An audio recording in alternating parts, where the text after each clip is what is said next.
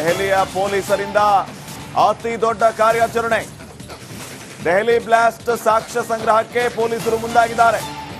ಕೆಂಪುಕೋಟೆಯ ಬಳಿ ಉಮರ್ನಿಂದ ಆತ್ಮಾಹುತಿ ಬಾಂಬ್ ದಾಳಿ. ದೆಹಲಿ ಪೊಲೀಸರಿಂದ ಕೆಂಪುಕೋಟೆಯ ಸುತ್ತ ತೀವ್ರ ಶೋಧ ನಡೀತಾ ಇದೆ. ಸಣ್ಣ ಸಣ್ಣ ಕುರುಹುಗಳಿಗಾಗಿ ಖಾಕಿ ಪಡೆಯಿಂದ ಹುಡುಕಾಟ ನಡೆದಿರೋದು. ಹಿರಿಯ ಪೊಲೀಸ್ ಅಧಿಕಾರಿಗಳ ನೇತೃತ್ವದಲ್ಲಿ ತಲಾಶ್ ನಡೆದಿದೆ. ಎಫ್ಎಸ್ಎಲ್ ತಂಡದಿಂದಲೂ ಕೆಂಪುಕೋಟೆ ಸುತ್ತ ಸಾಕ್ಷ್ಯ ಸಂಗ್ರಹದ ಕೆಲಸ ಆಗ್ತಾ ಇದೆ.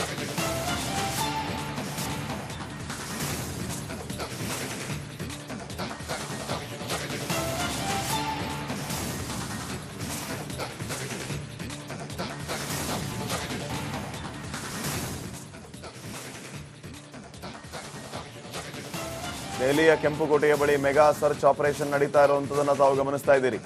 ದೆಹಲಿಯ ಪೊಲೀಸರು ಅತಿ ದೊಡ್ಡ ಕಾರ್ಯಾಚರಣೆಯನ್ನು ನಡೆಸ್ತಾ ಇರೋದು.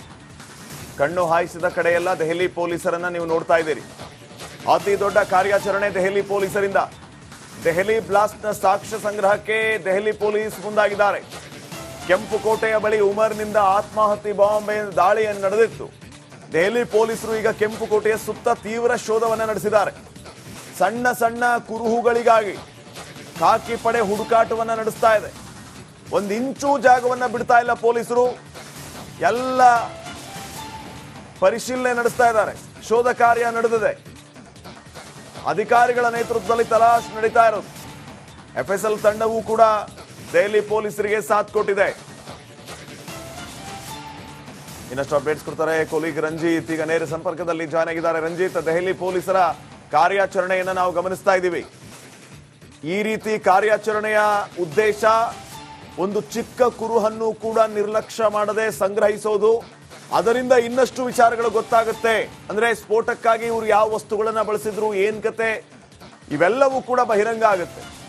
RDX ಆಗಿರಬಹುದು, ಅಮೋನಿಯಂ ನೈಟ್ರೇಟ್ ಆಗಿರಬಹುದು, ಇತ್ಯಾದಿ ಇತ್ಯಾದಿ. ಈ ಚಿಕ್ಕ ಪುಟ್ಟ ಕುರುಹುಗಳಿಂದಲೇ ದೊಡ್ಡ ಬ್ಲಾಸ್ಟ್ನ ವಿಚಾರ ಗೊತ್ತಾಗುತ್ತೆ. ಸೊ ಈ ಉದ್ದೇಶದಿಂದ ದೆಹಲಿ ಪೊಲೀಸರ ಕಾರ್ಯಾಚರಣೆ ಏನ್ ಅಪ್ಡೇಟ್ಸ್ ಕೊಡ್ತೀರಿ?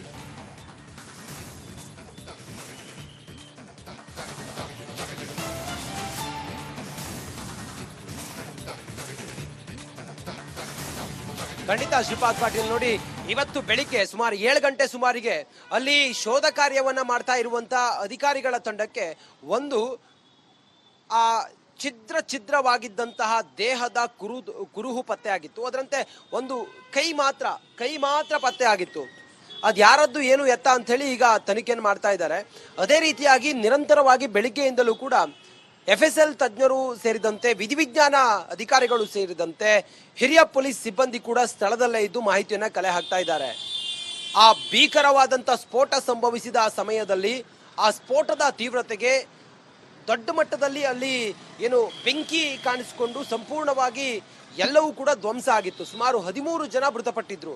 ಇವತ್ತು ಬೆಳಿಗ್ಗೆ ಒಂದು ಕೈ ಅಲ್ಲಿ ಪತ್ತೆ ಆಗಿತ್ತು. ಇವತ್ತು ಬಹುತೇಕ ಅನ್ಕೊಂಡಿದ್ವಿ ಅಲ್ಲಿ ಹಾಕಿದಂತ ಪರದೆಗಳನ್ನ ತೆಗೆಯಬಹುದು ಅಂತ ಹೇಳಿ ಅನ್ಕೊಂಡಿದ್ವಿ. ಯಾಕಂತ ಹೇಳಿದ್ರೆ ಅಲ್ಲಿದ್ದಂತ ಎಲ್ಲಾ ವಾಹನಗಳ ಏನು ಅಲ್ಲಿದ್ದಂತ ವಾಹನಗಳಿದ್ವಲ್ಲ, ಸುಟ್ಟು ಕರಕಲಾದಂತ ವಾಹನಗಳನ್ನ ಬೇರೆ ಕಡೆಗೆ ಶಿಫ್ಟ್ ಮಾಡಲಾಗಿತ್ತು. ಆ ಪರದೆ ಏನಿದೆಯಲ್ಲ, ಕ್ಲೋಸ್ಡ್ ಪರದೆ ಏನಿದೆಯಲ್ಲ, ಅಲ್ಲಿ ಈಗ ವಿಧಿವಿಜ್ಞಾನ ತಜ್ಞರು ಅಲ್ಲಿ ಬೇರೆ ಏನಾದ್ರೂ ಮಾಹಿತಿ ಇದೆಯಾ ಅನ್ನೋದನ್ನ ಈಗ ಪತ್ತೆ ಹಚ್ತಾ ಇದ್ದಾರೆ. ಆ ನಿಟ್ಟಿನಲ್ಲಿ ನಿರಂತರವಾಗಿ ಅಲ್ಲಿ ಪೊಲೀಸ್ ಸಿಬ್ಬಂದಿ ಅಲ್ಲಿ ಕಾರ್ಯಾಚರಣೆಯನ್ನ ಮಾಡ್ತಾ ಇದ್ದಾರೆ.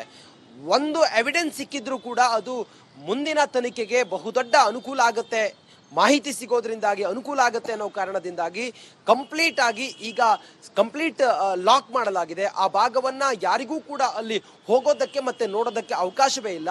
ಈ ನಿಟ್ಟಿನಲ್ಲಿ ಈಗ ಪೊಲೀಸರು ಅಲ್ಲಿ ಕಾರ್ಯಾಚರಣೆಯನ್ನ ಮಾಡ್ತಾ ಇದ್ದಾರೆ. ಇಲ್ಲಿಯವರೆಗೂ ಕೂಡ 48ಕ್ಕೂ ಹೆಚ್ಚು ಎವಿಡೆನ್ಸ್ಗಳನ್ನ ಅಲ್ಲಿ ಸಿಕ್ಕಂತ ವಸ್ತುಗಳನ್ನ ಆಧರಿಸಿ ಈಗ ತನಿಖೆಯನ್ನ ಮಾಡ್ತಾ ಇರುವಂತ ಅಧಿಕಾರಿಗಳ ತಂಡ ಸಂಪೂರ್ಣವಾಗಿ ಮಾಹಿತಿಯನ್ನ ಕಲೆ ಹಾಕ್ತಾ ಇದ್ದಾರೆ.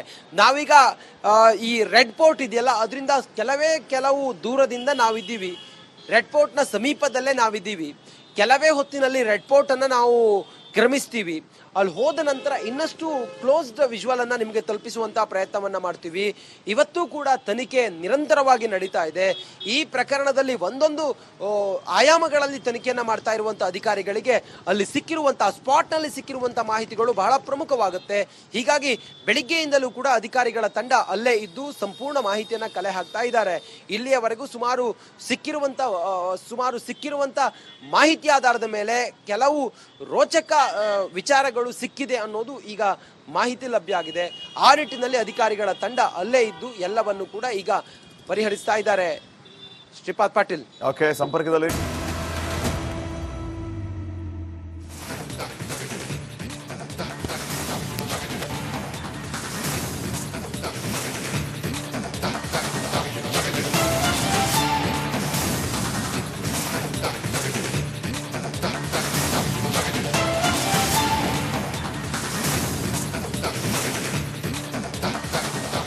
ದೆಹಲಿಯ ಪೊಲೀಸರಿಂದ ಅತಿ ದೊಡ್ಡ ಕಾರ್ಯಾಚರಣೆ.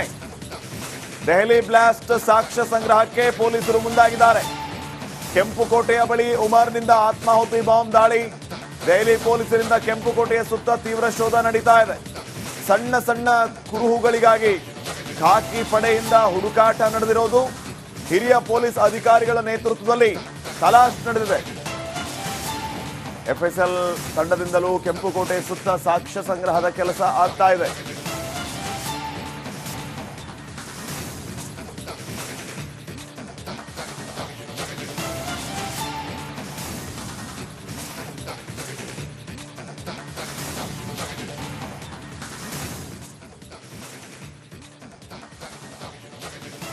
ದೆಹಲಿಯ ಕೆಂಪುಕೋಟೆಯ ಬಳಿ ಮೆಗಾ ಸರ್ಚ್ ಆಪರೇಷನ್ ನಡೀತಾ ಇರುವಂತದನ್ನ ತಾವು ಗಮನಿಸ್ತಾ ಇದ್ದೀರಿ.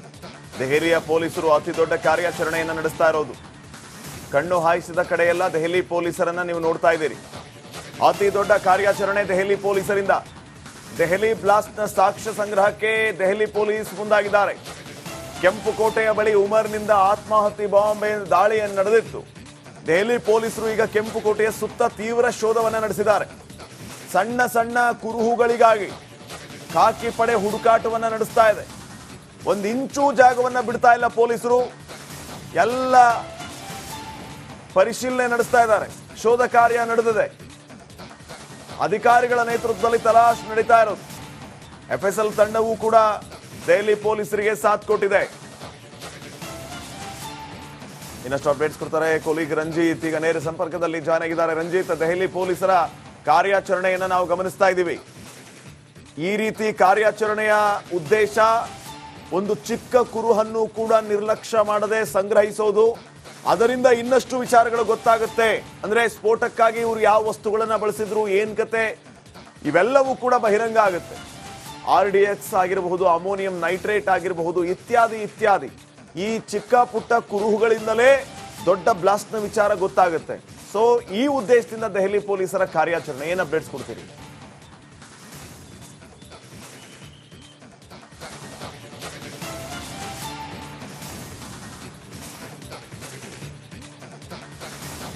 ಖಂಡಿತ ಶ್ರೀಪಾದ್ ಪಾಟೀಲ್, ನೋಡಿ ಇವತ್ತು ಬೆಳಿಗ್ಗೆ ಸುಮಾರು 7 ಗಂಟೆ ಸುಮಾರಿಗೆ ಅಲ್ಲಿ ಶೋಧ ಕಾರ್ಯವನ್ನ ಮಾಡ್ತಾ ಇರುವಂತ ಅಧಿಕಾರಿಗಳ ತಂಡಕ್ಕೆ ಒಂದು ಛಿದ್ರವಾಗಿದ್ದಂತಹ ದೇಹದ ಕುರುಹು ಪತ್ತೆ ಆಗಿತ್ತು. ಅದರಂತೆ ಒಂದು ಕೈ ಮಾತ್ರ ಪತ್ತೆ ಆಗಿತ್ತು. ಅದು ಯಾರದ್ದು ಏನು ಎತ್ತ ಅಂತ ಹೇಳಿ ಈಗ ತನಿಖೆಯನ್ನು ಮಾಡ್ತಾ ಇದ್ದಾರೆ. ಅದೇ ರೀತಿಯಾಗಿ ನಿರಂತರವಾಗಿ ಬೆಳಿಗ್ಗೆಯಿಂದಲೂ ಕೂಡ FSL ತಜ್ಞರು ಸೇರಿದಂತೆ ವಿಧಿವಿಜ್ಞಾನ ಅಧಿಕಾರಿಗಳು ಸೇರಿದಂತೆ ಹಿರಿಯ ಪೊಲೀಸ್ ಸಿಬ್ಬಂದಿ ಕೂಡ ಸ್ಥಳದಲ್ಲೇ ಇದ್ದು ಮಾಹಿತಿಯನ್ನ ಕಲೆ ಹಾಕ್ತಾ ಇದ್ದಾರೆ. ಆ ಭೀಕರವಾದಂತ ಸ್ಫೋಟ ಸಂಭವಿಸಿದ ಸಮಯದಲ್ಲಿ ಆ ಸ್ಫೋಟದ ತೀವ್ರತೆಗೆ ದೊಡ್ಡ ಮಟ್ಟದಲ್ಲಿ ಅಲ್ಲಿ ಏನು ಬೆಂಕಿ ಕಾಣಿಸಿಕೊಂಡು ಸಂಪೂರ್ಣವಾಗಿ ಎಲ್ಲವೂ ಕೂಡ ಧ್ವಂಸ ಆಗಿತ್ತು. ಸುಮಾರು 13 ಜನ ಮೃತಪಟ್ಟಿದ್ರು.